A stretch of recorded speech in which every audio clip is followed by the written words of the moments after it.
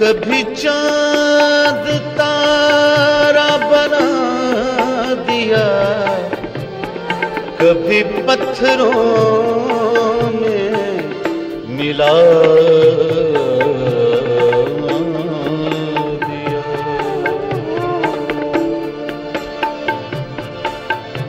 कभी चांद तारा बना दिया, कभी पत्थरों में मिला दिया। कोई मेरे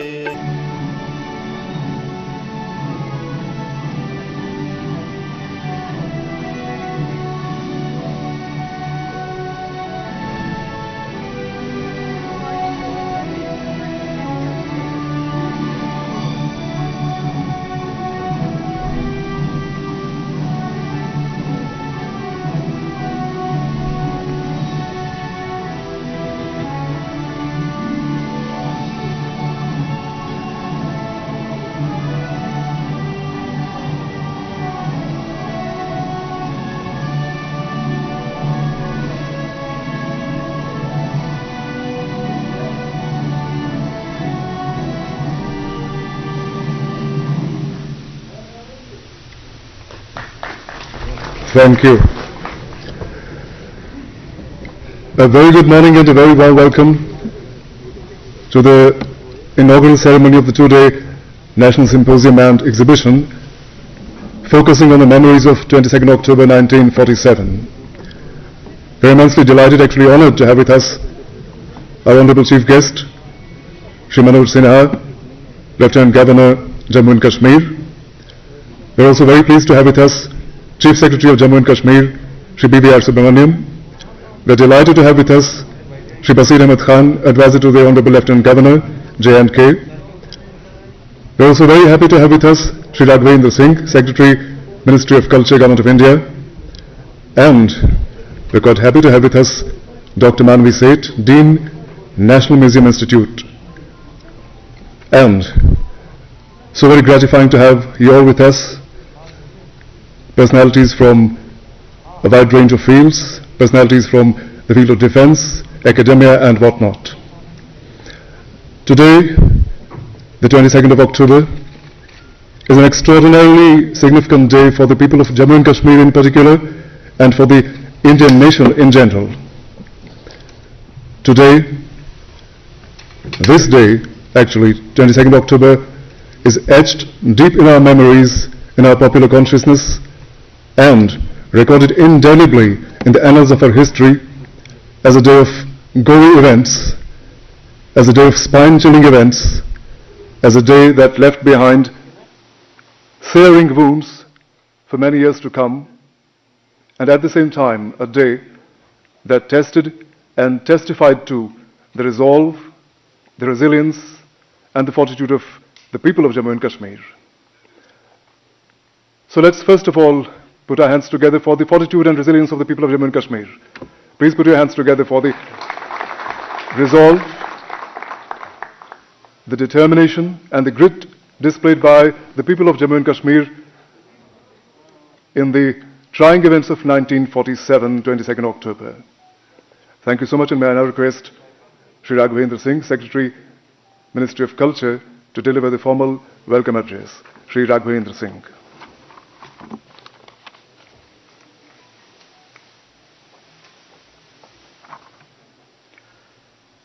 Honorable Lieutenant Governor Sahab,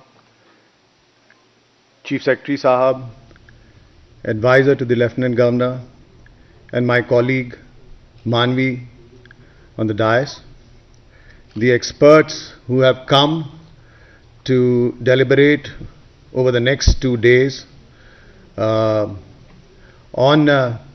this momentous event in our history, and the people who are participating in this 2-day symposium, and it also goes out to the people who are participating through the webinar.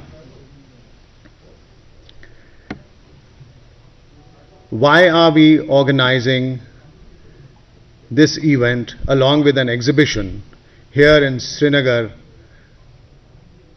today.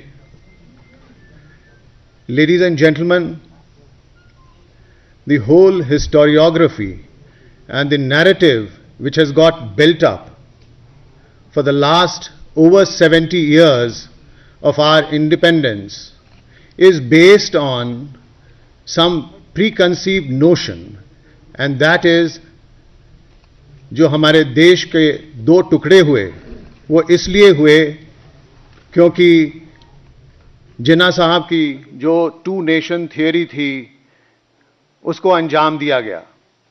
अंजाम किसने दिया? अंजाम दिया जो उस समय हमें rule कर रहे थे, the British government.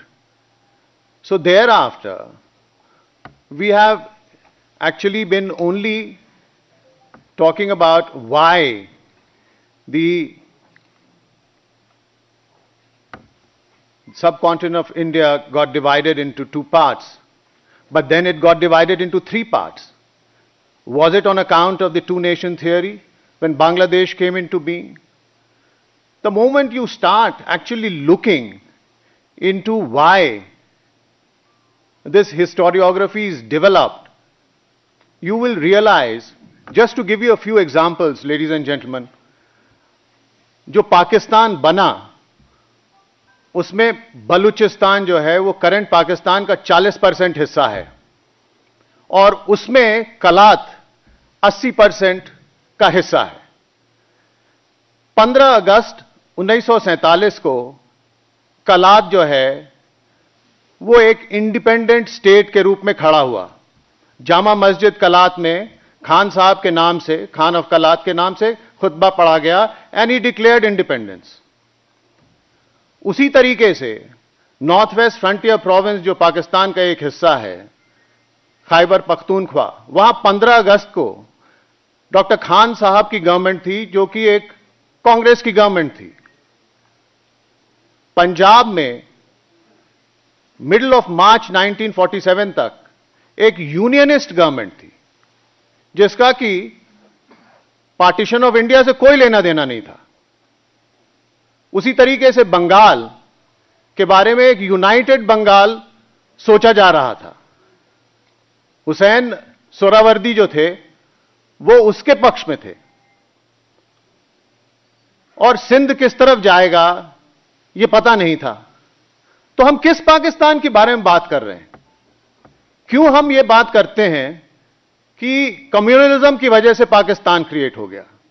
No, the reasons are far deeper. The reasons were completely strategic. The people who ruled us wanted us divided and they did that. Kashmir को ही ले लीजिए। 1935 में 1/3 ऑफ कश्मीर जो गिलगिट एजेंसी का हिस्सा है उसको ब्रिटिशर्स ने कश्मीर दरबार से निकाल दिया और कहा कि साहब जो है वो रशिया की वजह से हम इसको निकाल रहे हैं, वहां से जो प्रॉब्लम होगी उसकी वजह से हम इसे खुद देखना चाहते हैं। और इसको वापस किया कश्मीर दरबार को 1 अगस्त 1947 को। और उसके तुरंत बाद जब ये 22 अक्टूबर को प्रॉब्लम शुरू हुई हमारी कश्मीर में, जब पाकिस्तानी मिलिशिया ने, स्टेट बैक मिलिशिया ने जब ऑपरेशन गुलमर्ग चालू किया, तो उसके कुछ ही दिनों के बाद वो वहां पे एक ब्रिटिशर मेजर जो है, जो गिलगिट स्काउट्स को देखता था, उसने जो है वो पाकिस्तान का झंडा फहरा दिया। और ब्रिगेडियर घनसारा सिंह जो गवर्नर अपॉइंट हुए थे उनको कैद कर लिया गया, काफी लोग मारे गए। मेजर ब्राउन जो हैं, जो ब्रिटिशर थे, वो पाकिस्तान में 1958 या 59 तक रहे और उनको जो है पाकिस्तान ने काफी अवार्ड्स दिए, निशाने इम्तियाज दिया। Even Britishers have awarded that army officer, but they don't mention why he was awarded, what he was awarded for. जहां तक 22 अक्टूबर का सवाल है, 15 अगस्त 1947 के बाद क्या हुआ? जिन्ना साहब ने यह सोचा कि साहब कश्मीर वैली जो है वो ओवरवेलमिंगली मुस्लिम है तो वो हमारे साथ आ ही जाएगी, बट ऐसा हुआ नहीं। जब ऐसा हुआ नहीं तब उन्होंने बाकायदा प्लानिंग शुरू की। जैसे बलूचिस्तान में अप्रैल 1948 में वो घुसकर उन्होंने पूरे कलत को ले लिया था, उसी तरीके से उन्होंने यहां भी यही स्ट्रैटेजी बनाई कि यहां भी हम इस जगह को जो है वो अटैक करके इन्वेड करके ले लेंगे। और मुजफ्फराबाद में जो हुआ, उसके बाद उरी में जो हुआ, उसके बाद बारामूला में जो हुआ, ये कुछ लोगों को तो पता है लेकिन ज्यादातर लोगों को पता नहीं है। अक्रॉस रिलीजन लोग मारे गए, देयर वाज रेप, प्लंडर। जो पाकिस्तान ऑक्युपाइड कश्मीर है वहां पे एक अली बेग कैंप हुआ करता था। उस अली बेग कैंप में हजारों की तादाद में यहां से औरतें ले जाई गईं, और यह नहीं कि फिर वहां से औरतें वापस आ गईं। जब वहां उस कैंप में औरतों का नंबर कम हुआ, वो औरतें यहां वापस आई नहीं, वो कहीं और चली गईं, उनको बेच दिया गया। क्या हुआ उनके साथ कुछ पता नहीं है। तो ये सब स्टोरीज, ये सब जो नैरेटिव है, ये लोगों के सामने आना चाहिए। और इसीलिए ये आज के जो सिंपोजियम है 2 दिन का, ये रखा गया है, so that the narrative goes out to other places in India, to places within Kashmir and to places overseas. हमारा यहां एक एग्जीबिशन जो है वो आज लेफ्टिनेंट गवर्नर साहब के द्वारा जो है इनॉग्रेट किया जाएगा। उसमें काफी फुटेज है हमारे पास, ओरिजिनल फुटेज है। जो लोग उस समय पर्सनली अफेक्टेड हुए थे, इनफैक्ट यहां 2-3 लोग हैं जो उस फैमिली को भी बिलोंग करते हैं। एक तो मुनीर शेरवानी साहब हैं, एक निसार अहमद खान साहब हैं, और एक मुदासिर चौधरी साहब हैं। ये तीनों आज आए हुए हैं, यहां हमारे बीच बैठे हुए हैं, और इनकी फैमिलीज जो है ये पर्सनली उन दिनों में तबाह हो गई थी। तो मैं ये भी चाहते हैं हम लोग कि हम लोग देखें, उसकी सच्चाई को जानें, उसकी सच्चाई को पहचानें, और इस हिस्टोरिकल नैरेटिव को जो पिछले 70 साल से चला हुआ है, इसको देख के खुद तय करें कि इसको चेंज करना है कि नहीं करना है। धन्यवाद।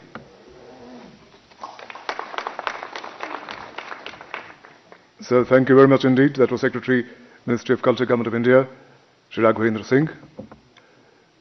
22nd October 1947 is truly an unforgettable day, a day that unleashed the power and the potential of resistance inherent in Kashmiri people, and a day that inspired them in the days to come to align their destiny with the destiny of the rest of India. May I now request Advisor to the Honorable Lieutenant Governor, Shri Basir Ahmed Khan, to say a few words. Shri Basir Ahmed Khan.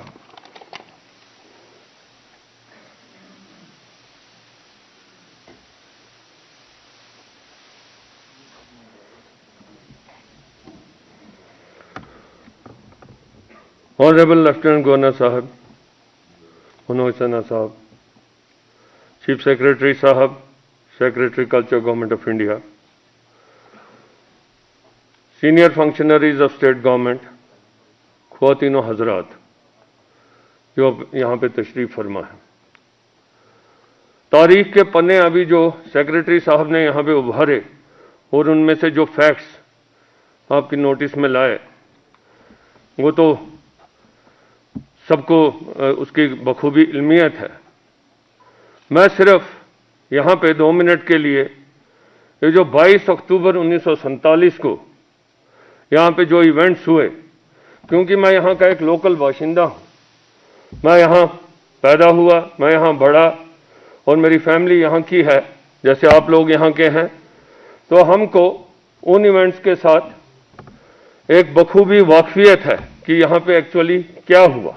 क्योंकि जो आई witness accounts थे जो हमारे बाप दादाओं ने हमको सुनाए, जो हमारे रिलेटिव्स जो कुछ उनमें से अब तकरीबन सब गुजर गए हैं, ज़्यादातर जो उन्होंने यहाँ पे अकाउंट्स दिए, वो डिस्क्राइब करता है दुश्मन की चालों को, पाकिस्तान की चालों को और उनके नेफरियस डिजाइन्स को, जिसके तहत उन्होंने 22 अक्टूबर 1947 में ट्राइबल्स और मलेशिया की मदद से यहाँ पे रेड किया, खासतौर पे जम्मू कश्मीर के इलाके अनेक्स करने की कोशिश की, और इन दैट प्रोसेस जो यहाँ पे जेनोसाइड हुआ, लूट और प्लंडर हुआ, उसकी मिसाल दुनिया में शायद ही कहीं पे हो, ये मैं आपको बता दूं।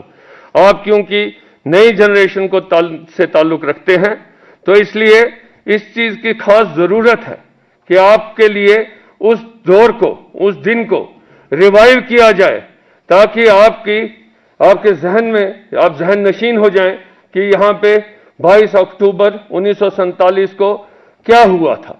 जैसा कि अभी सेक्रेटरी साहब ने बताया, ये कोई खास किसी कम्युनिटी के अगेंस्ट नहीं हुआ, it was across the religion, और जितनी लूट एंड प्लंडर बारामूला, उड़ी और बाकी जगह पे हुई, मुजफ्फराबाद से लेके यहाँ जितनी हुई, उसकी कोई मिसाल नहीं है।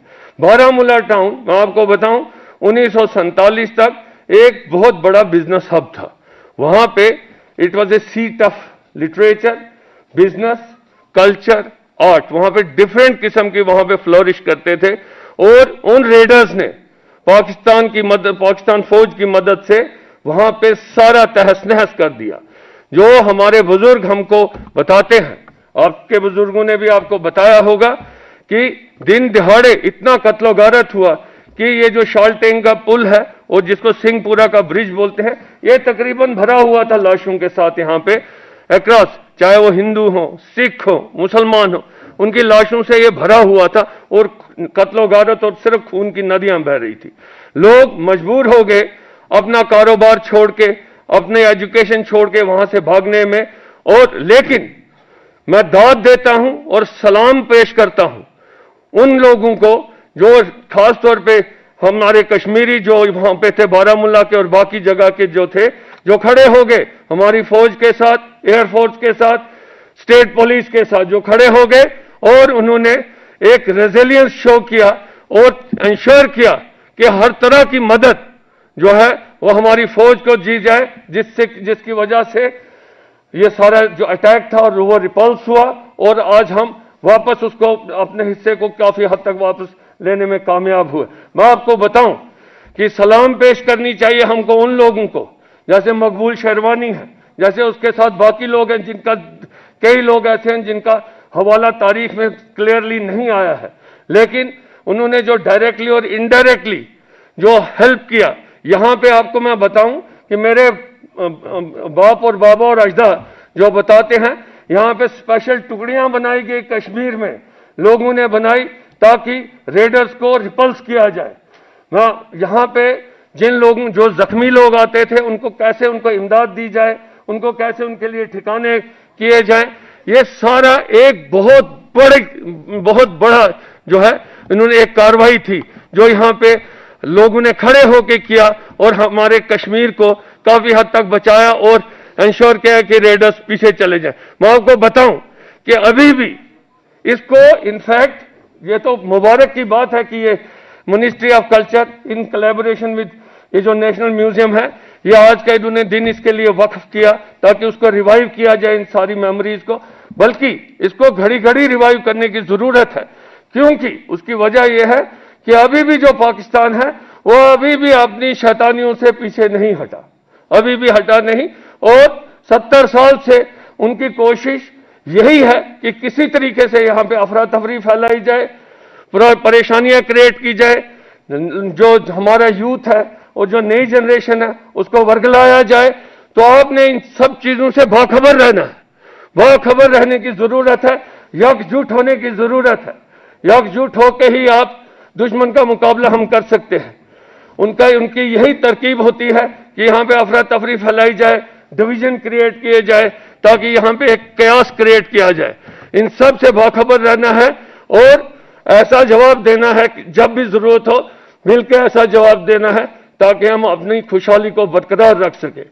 सलाम पेश करता हूं मैं तब की आर्म्ड फोर्सेस को और अब की भी जिन्होंने उसमें पार्टिसिपेट किया और जिन्होंने ये सब कुछ किया।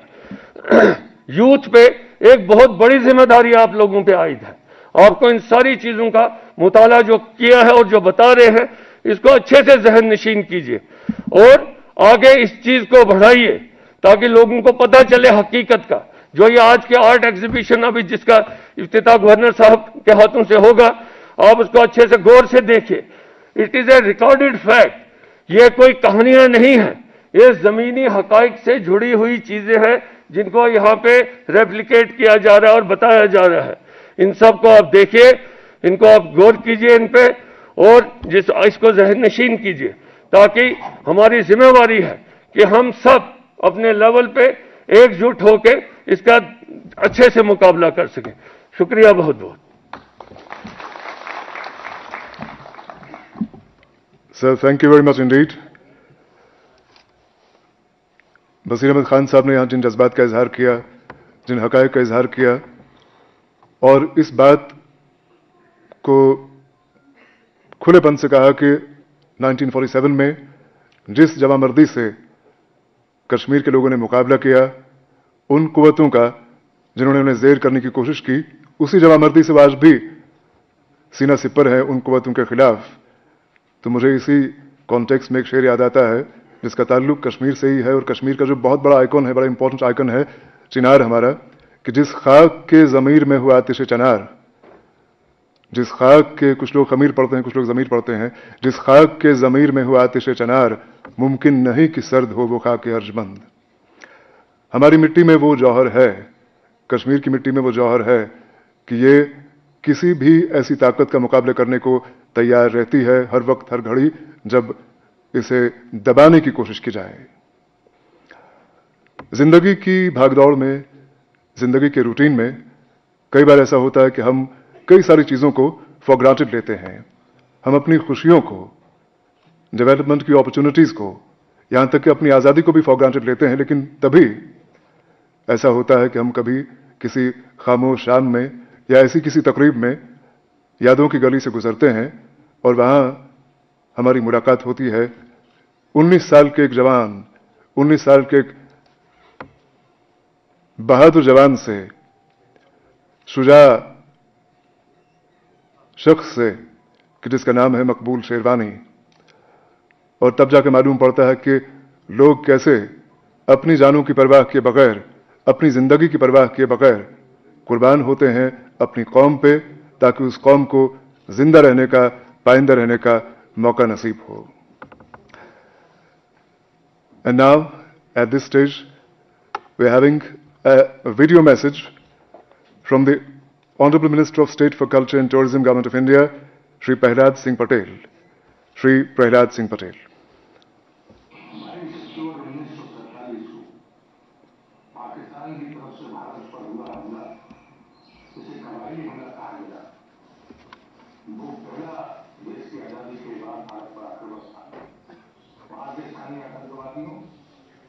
पाकिस्तानी सेना के अधिकारियों ने मिलकर गिलगित से लेकर तमाम रेलवे क्षेत्रों में भयानक अत्याचार किए थे। उन्हें कुछ पूजा स्थलों को नहीं छोड़ा और मुझे लगता है वो जघन्य दिन कश्मीरियों और कश्मीरियों के लिए काले दिन के रूप में रहा है। दो दिन की ये गोष्ठी प्रारंभ हो रही है, इसमें शिक्षाविद, इतिहासकार, सेना के तमाम एक्सपर्ट और आखिरी जगत को जानने वाले लोग जो गिलगित की उस प्रतिष्ठा को पुनर्स्थापित करने के बारे में सोचते हैं, उस गोष्ठी में भाग लेंगे। मैं मानता हूं कि कश्मीर के, जम्मू कश्मीर के सभी प्रबुद्धजन इस गोष्ठी में भाग लेकर उस परिस्थिति की चित्रण को जरूर देखेंगे। इस दो निवेशीय संवाद में शामिल होने वाले सभी एक्सपर्ट्स का, सभी लोगों का और शामिल होने वाले लोगों को भी मैं धन्यवाद व्यक्त करता हूँ। खास करके हमारे आदरणीय उपराज्यपाल श्री मनोज सिन्हा का हृदय से आभार व्यक्त करता हूं। So thank you very much indeed. That was Honorable Minister of State for Culture and Tourism, Government of India, Shri Prahlad Singh Patel.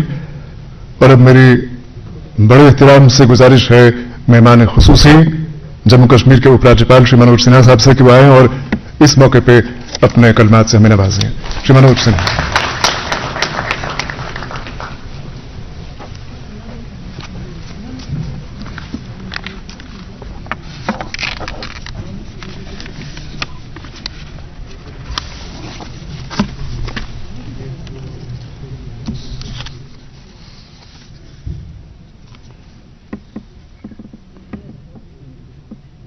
हमारे सलाहकार श्री बशीर खान साहब,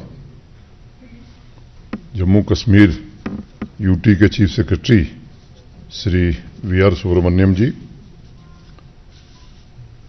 अभी जिनको आपने सुना Shri Raghavendra Singh ji, secretary ministry of culture, CEO DMCS, DG national museum and VC national museum, doctor Manavi Seth, dean national museum institute, government of India और state government के हमारे सभी ऑफिसर्स, 2 दिन की इस गोष्ठी में भाग लेने वाले सभी विद्वतजन, लेडीज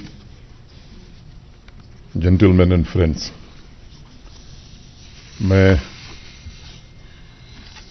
श्री प्रहलाद सिंह पटेल, भारत सरकार के मंत्री, जिनका अभी वक्तव्य आपने सुना है, उनके प्रति और श्री राघवेंद्र सिंह जी के प्रति हृदय से आभार व्यक्त करना चाहता हूं और इनकी पूरी टीम का मैं हृदय से अभिनंदन करता हूं जम्मू कश्मीर संघ राज्य क्षेत्र की ओर से। 22 अक्टूबर के उस काले दिन के सच को जिस तरह से इन्होंने हम सबके सम्मुख रखा है, बशीर खान साहब ने भी अपने विचार रखे हैं। मैं समझता हूं कि ये 2 दिन के एग्जीबिशन और इस सिंपोजियम के माध्यम से कश्मीरियत और कश्मीरी अवाम पर पाकिस्तानी हुकूमत और उसकी फौज द्वारा किए गए जुल्म, हजारों बेगुनाहों और मासूम बच्चों के कत्ल, हमारी हजारों मासूम बेटियों और बहनों पर किए गए बर्बर अत्याचार की भयावह और गमगीन दास्तां निश्चित रूप से बयां करेगी। 73 सालों में पीढ़ियां बीत गईं, लेकिन दर्द नहीं गुजरा। जो जख्म दिल पर लगे हैं वो आज भी ताजे हैं। जम्मू कश्मीर की नई पीढ़ी के नौजवानों को शायद न मालूम हो किस तरह से पाकिस्तानी हुक्मरान और वहां की फौज ने ऑपरेशन गुलमर्ग के जरिए हमारे बेगुनाह भाइयों का बेरहमी से कत्ल किया, हमारे घरों को जलाया, हमारी बहनों और बेटियों की असमत लूटी। इसलिए जम्मू कश्मीर के इतिहास में पहली बार हम अपनी नई और पुरानी पीढ़ी को इस सिंपोजियम और एग्जीबिशन के जरिए यह याद दिलाना चाहते हैं कि सर्वधर्म संभाव, बेपनाह मोहब्बत, सूफीज़म की इस मिट्टी को पाकिस्तानी फौज के आकाओं मोहम्मद अली जिन्ना और उसके लश्कर ने किस तरह से 22 अक्टूबर के काले दिन को मासूमों के खूनों से रंग दिया था और सदियों से एक धागे में बंधे भाईचारे को नफरत में बदल दिया था। 73 साल से पाकिस्तान का झूठ का जो प्रोपेगेंडा चल रहा है, बर्बर हमलावर आतंकी सिर्फ पख्तून ट्राइबल थे, मैं समझता हूं कि इस हकीकत को देश और दुनिया ने जाना है। हमें पाकिस्तान की इस नापाक हरकत को अच्छी तरह से समझना होगा। जिस प्रॉक्सी आर्मी ने कश्मीरी अवाम का कत्ल किया, उसमें पाकिस्तानी हुकूमत और पाकिस्तानी फौज के लोग शामिल थे।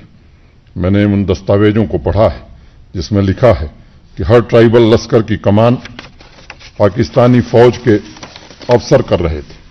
विश्व में आतंक के सबसे बड़े रहनुमा हमारे पड़ोसी मुल्क ने सिर्फ 1999 के कारगिल आक्रमण में ही झूठ नहीं बोला था, 73 साल पहले भी बोला था। अपने फौज के जवानों की वर्दियां उतरवाकर उन्हें पख्तून लोगों के कपड़े पहनाने का काम उस समय किया गया था। हमें नहीं भूलना चाहिए कि कश्मीर और कश्मीरियत पर 22 अक्टूबर को जो घाव दिए गए थे, उसके पीछे पूरा का पूरा पाकिस्तानी प्रशासन लगा हुआ था। हमें 22 अक्टूबर की वह सुबह भी नहीं भूलनी चाहिए जब पाकिस्तानी फौज और उसके प्रॉक्सीज ने गढ़ी हबीबुल्लाह को क्रॉस करके मुजफ्फराबाद पर हमला किया था। मैं लेफ्टिनेंट कर्नल नारायण सिंह के बारे में पढ़ रहा था, जिन्हें इस बर्बरता के लम्हों का एक घायल सिपाही ने बयां किया। बहादुर सिपाहियों को नंगा करके एक लाइन से गोलियों से भून दिया गया। दोस्तों, हम महावीर चक्र से सम्मानित वीर योद्धा ब्रिगेडियर राजेंद्र सिंह के बलिदान को भी कैसे भूल सकते हैं, जिन्होंने कश्मीरी अवाम और उसकी आबरू को बचाने के लिए मुट्ठी भर सिपाहियों के साथ दुश्मन को 4 दिनों तक रोके रखा और अंत में अपने प्राणों की आहुति दी। भारत सरकार के कश्मीर पर निकाले गए व्हाइट पेपर में लिखा है कि कत्ल और जुल्म की दरिंदगी चलते चलते 26 अक्टूबर को बारामूला पहुंच गई। एस.एन. प्रसाद जी की किताब जिन्होंने पढ़ी होगी, मैं 2 लाइनें उसकी कोट करना चाहता हूं। The place was promptly given over to plunder and rapine. Hindus and Sikhs were hunted down and killed, their houses looted and burnt. Young women were forcibly abducted and carried off without distinction of color, caste or creed, to be sold like cattle in the streets of Rawalpindi and Peshawar, or to live and die as slaves in the mountain fastnesses of the distant tribal territory. दोस्तों, जब यह बर्बरता का आलम चल रहा था, तब इसके खिलाफ हमारे कश्मीरी भाई मकबूल शेरवानी ने आवाज उठाई थी, जिसका जिक्र अभी बशीर खान साहब ने किया है। उनको भरे चौराहों पर गोली से भून दिया गया। बारामूला के हीरो मकबूल की शहादत पाकिस्तान के सालों से चलाए जा रहे जिहाद होली वार के प्रोपेगेंडा को ध्वस्त करती है। कश्मीर की आवाम ने उन दिनों बड़े जोर से और तेज आवाज में नारे लगाए थे, हमलावर खबरदार, हम कश्मीरी हैं तैयार। उनके पास बंदूकें नहीं थीं, लेकिन लकड़ी और लाठी के डंडे लेकर के पाकिस्तानी फौज को धमकाने के लिए, डराने के लिए उन्होंने बंदूक के रूप में उसका इस्तेमाल किया था। हमारे यहां के ब्रिगेडियर उस्मान ने अपने प्राणों की आहुति इसी युद्ध में दी थी। यही नहीं, अस्पताल और चर्च को भी नहीं बख्शा गया। शायद आप लोगों को याद होगा, स्पेन की रहने वाली सिस्टर मारिया को कितनी बेरहमी से बारामूला में कत्ल कर दिया गया था। उनकी उम्र सिर्फ 29 साल थी, लेकिन पाकिस्तान की दरिंदगी देखिए, उसने किस तरह से अमन चैन और मोहब्बत के आशियाने को अपने आतंकी मंसूबों को पूरा करने के लिए पूरी तरह से तहस नहस कर दिया था। बारामूला की सड़कों पर उस दिन सिर्फ आतंक था और चारों तरफ बिखरी लाशें थीं। सभी धर्मों के लोग, चाहे हिंदू हों, मुसलमान हों, सिख हों, ईसाई हों, जो भी थोड़े बहुत जिंदा बच गए थे, उन्होंने घर द्वार छोड़कर पहाड़ों में जाकर शरण ली थी। जो इस आतंक के विटनेस थे, उन्होंने लिखा है कि पूरे शहर को तबाह कर दिया गया। घरों और दुकानों में जहां पहले हंसने की, खिलखिलाने की आवाज आती थी, वहां मातम पसरा था। पाकिस्तान के काले कारनामों के काले धुएं के गुबार पूरे बारामूला के आसमान पर छाए हुए थे। दोस्तों, यह है पाकिस्तान की हकीकत। और आजकल कुछ लोग अनेक प्रकार की बातें कर रहे हैं। उन्हें मैं स्मरण कराना चाहता हूं कि 1948 में शेख अब्दुल्ला साहब ने जो बात कही थी, उन्हें याद रखना चाहिए।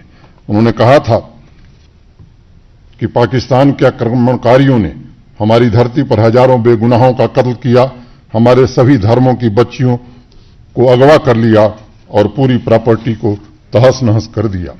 इसलिए सालों से फैलाई जा रही भ्रांतियों को आज तोड़ना जरूरी है, और इसके लिए मैं राघवेंद्र सिंह जी और उनकी पूरी टीम और भारत सरकार के संस्कृति मंत्रालय को हृदय से बधाई देना चाहता हूं। पाकिस्तान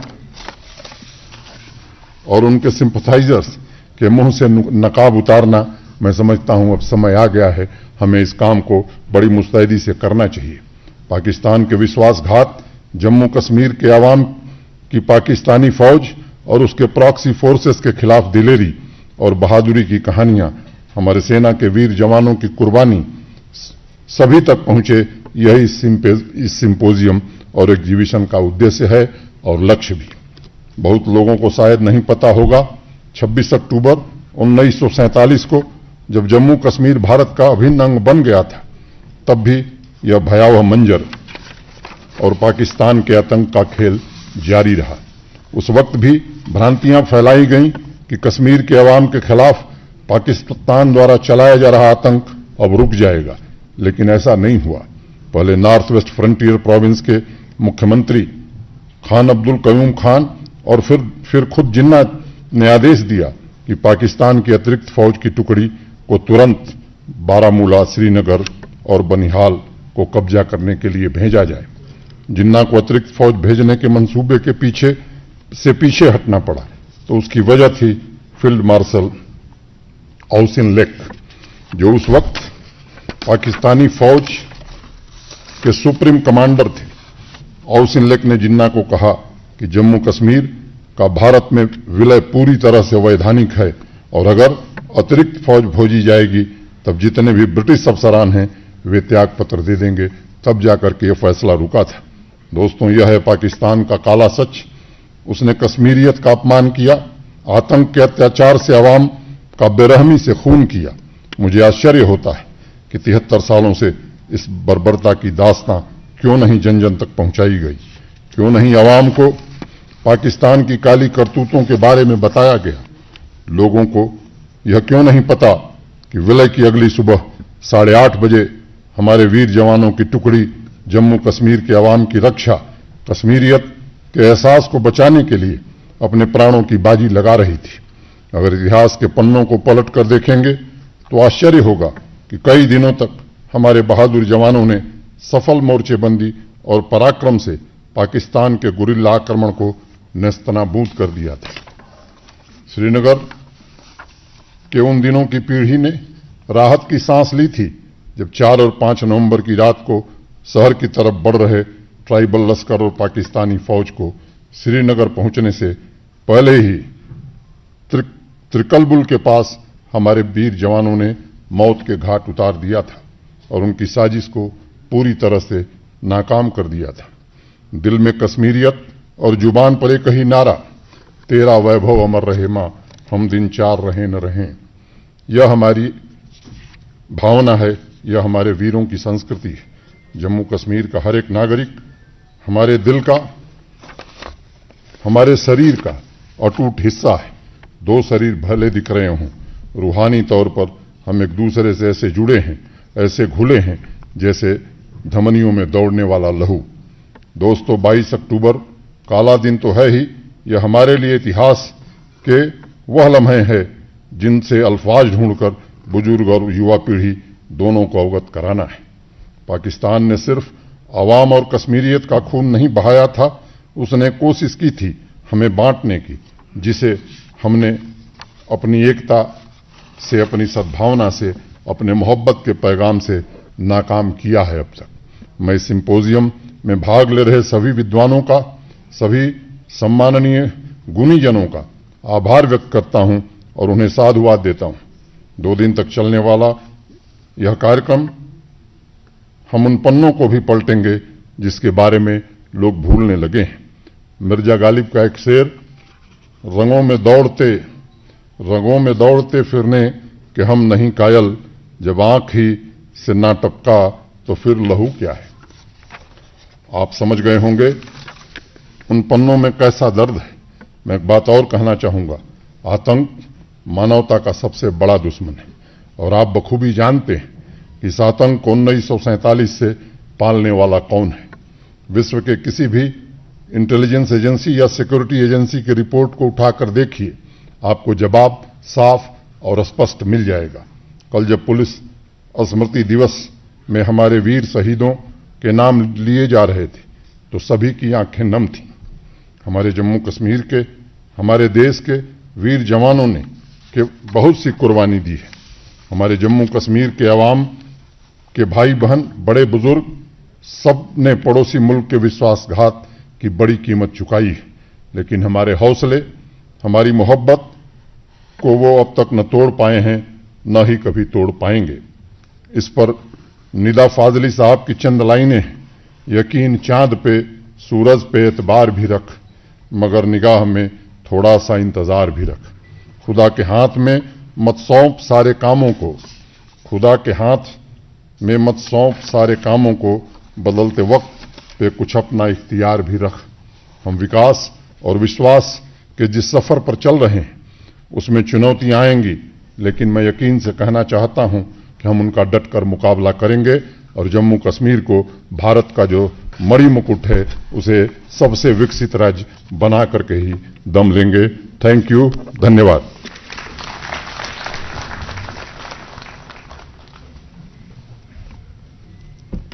बहुत बहुत धन्यवाद आपका। Sir please.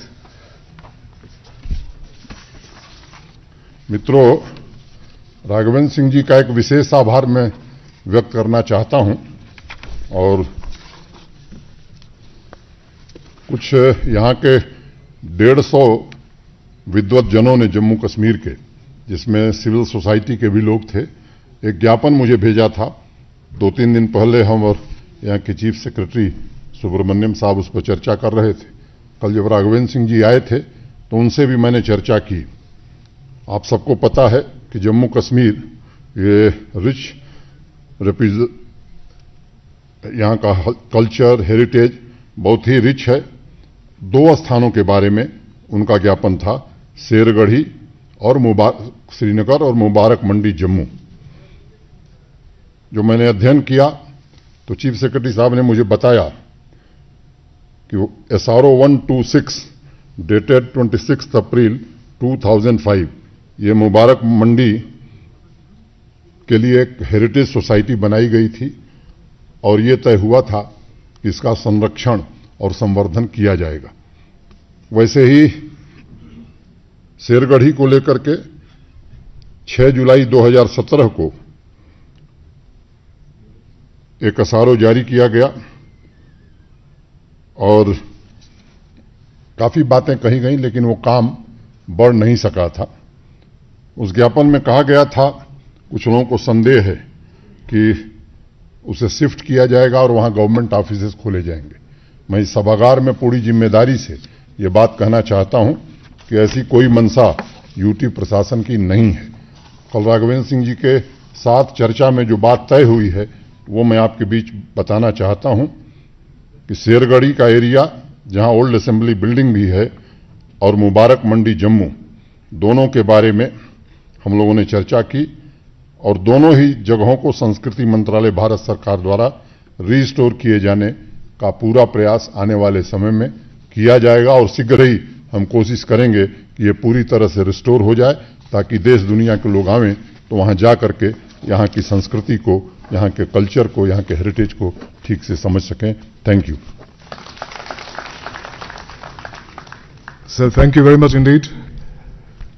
सबसे पहले आपके ज़रूरी ख्यालात के लिए और उसके बाद जो आपने वादा यहाँ किया है जम्मू कश्मीर के आवाम से, उसके लिए उपराज्यपाल महोदय ने जिन ख्यालात का इजहार यहाँ पे किया, उनसे प्रेरित होकर मैं 2 बातें कहना चाहूँगा। एक तो आपने फरमाया कि वो जख्म जो 22 अक्टूबर 1947 में हमें मिले वो अभी भी ताज़ा हैं। दाना लोगों का ये कहना है कि कुछ जख्मों को भरने नहीं दिया जाना चाहिए। कुछ जख्मों की टीस अगर उठती रहे तो अच्छा है, क्योंकि वो याद दिलाती है दुश्मन और दोस्त की, वो बताती है, समझाती है कि सही कौन था, गलत कौन था, और जिंदगी का जो रास्ता है आगे का वो कैसा होना चाहिए। और दूसरी बात जो उपराज्यपाल महोदय ने यहाँ पे कही कि जो सिंपोजियम यहाँ पे होने जा रहा है आज और कल, उसमें उन बातों की चर्चा होगी जिन्हें हम कई सारे लोग थोड़ा भूल चुके हैं, कुछ बातें याद हैं। तो उससे प्रेरणा पाते हुए मुझे एक शेर याद आता है कि कभी कभी याद में उभरते हैं वो नक्शे माजी मिटे मिटे से, कभी कभी याद में उभरते हैं वो नक्शे माजी मिटे मिटे से, वो आजमाइश दिलो नजर की, वो कुर्बतें सी वो फासले से। सो इस सिंपोजियम में यही यादें जो हम कुछ भूले हैं, कुछ याद हैं, उनको उभारने की कोशिश होगी और for the society at large ये बात, ये पैगाम पहुंचाने की कोशिश होगी कि हमें अपने माजी को नहीं भूलना चाहिए।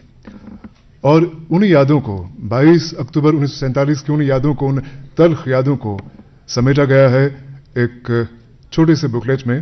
मेरी गुजारिश है हमारे मेहमान खुसूसी उपराज्यपाल जम्मू कश्मीर श्री मनोज सिन्हा साहब से कि वो इस पब्लिकेशन को अपने कर कमलों से लॉन्च करें। a publication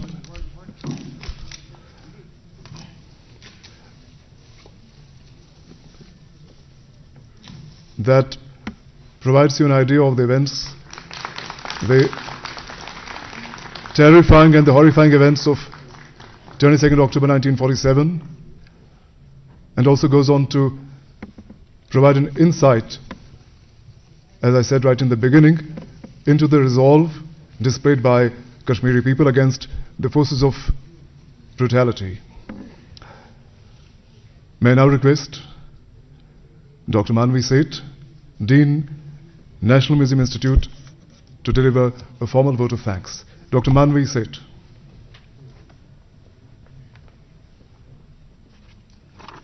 Namaskar to all present on this momentous occasion of the organization of the National Symposium and Exhibition on Memories of 22nd October 1947. It is a matter of immense pride and joy to all of us that this National Symposium and Exhibition on the memories of 22nd October 1947 is being organized in SKICC by the National Museum Institute. It is an attempt to deliberate upon the records, facts and events ignited by the decideful attack on Kashmir on 22nd October 1947. It is also a tribute to the valor and bravery displayed by people in overcoming this challenge. The evidences of treacherous attack by Pakistan, stories of resistance and bravery of Kashmiris, narratives of Indian Army victory over the invaders need to be told to people, especially the future generation. The aim of this initiative is to bring about awareness among people about this watershed phase of Indian history. This is the first step towards setting up a museum on the subject.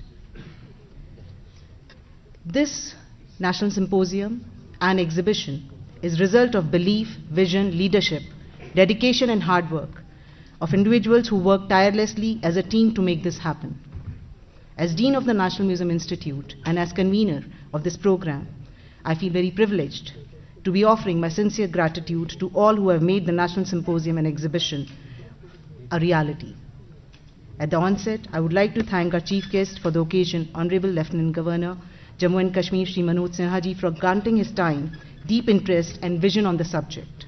Thank you, sir. We are deeply indebted and look forward to your kind guidance for taking the next step for setting up the museum on this subject. Thank you, sir. I would like to thank Honorable Minister of State, Independent Charge of the Ministry of Culture and Ministry of Tourism, Government of India, Shri Prahlad Singh Patel ji, who has been keenly guiding the project, ensuring all support towards its success and providing his valuable thoughts. Thank you, sir. We are most grateful for your directions, governance and leadership. I would like to thank the Honorable Chief Secretary, Shri B.V.R. Subramaniam, for his guidance and supervision of the program throughout the program and for his thorough involvement. Thank you, sir, for overseeing and ensuring smooth execution of the program and for your kind presence. I would like to thank the Advisor on Culture to Honorable Lieutenant Governor, Jammu and Kashmir, Shri Basir Ahmed Khan. Thank you, sir, for your presence, your kind encouraging words, and for your distinct support to the program.